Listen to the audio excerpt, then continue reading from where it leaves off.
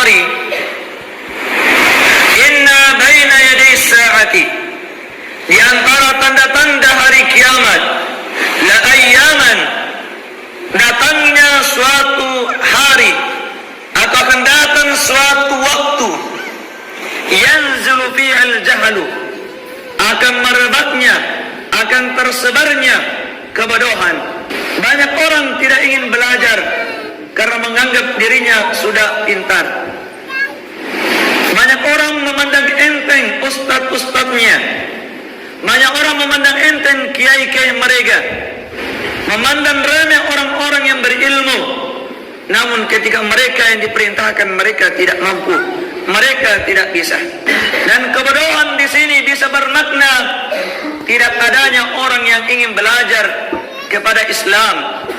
Maka beruntunglah kita ini yang menjadi talibul ilmi, yang menjadi penuntut ilmu, karena masih diberikan kesempatan untuk menuntut ilmu. Dan apabila ilmu ini sudah tidak ada orang yang ingin belajar, maka inilah di antara tanda-tanda datangnya hari kiamat, yaitu merebaknya kebodohan di tengah-tengah masyarakat.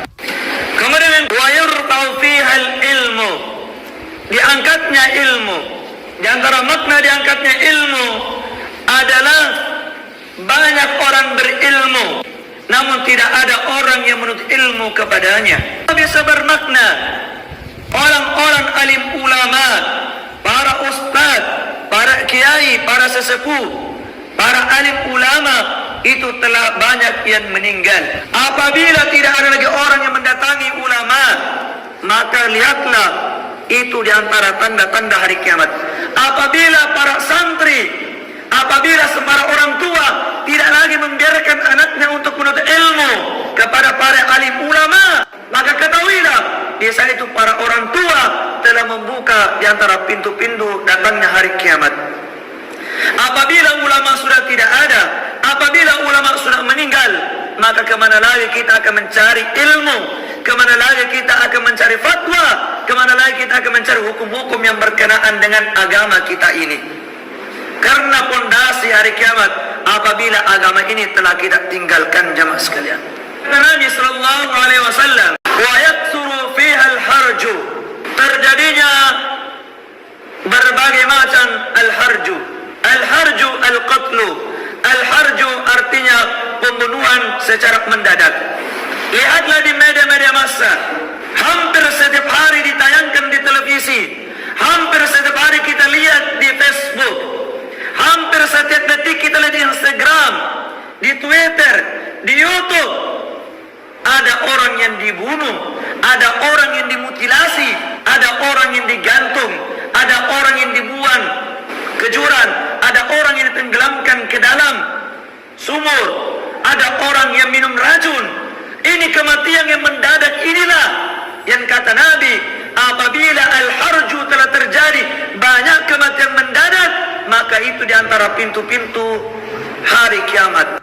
Karenanya Nabi SAW mengatakan dalam hadis yang lain, la zawalud dunya ahwanu 'ala Allah min qatli muslimin. Hancurnya dunia ini beserta isinya, bahkan hancurnya Ka'bah, arah kiblat kaum muslimin, ahwanu 'ala Allah, itu lebih ringan harganya, lebih murah harganya di sisi Allah daripada hilangnya nyawa seorang muslim.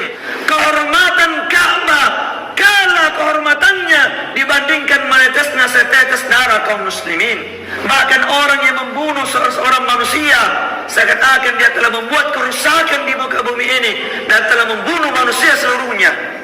Allah berfirman, man qatala nafsan bighairi nafsin, barang siapa yang membunuh jiwa dengan tanpa sebab, tanpa dibenarkan dengan ajaran Islam, yaitu qisas, au fasadin fil ardi, atau membuat kerusakan di permukaan bumi ini, faka'annama qatalan nasa jami'a, maka sungguh seakan-akan dia telah membunuh manusia seluruhnya. Wa man ahya'a, dan barang siapa menghidupkan manusia, faka'annama ahyan nasa jami'a, maka seakan-akan dia telah menghidupkan manusia seluruhnya.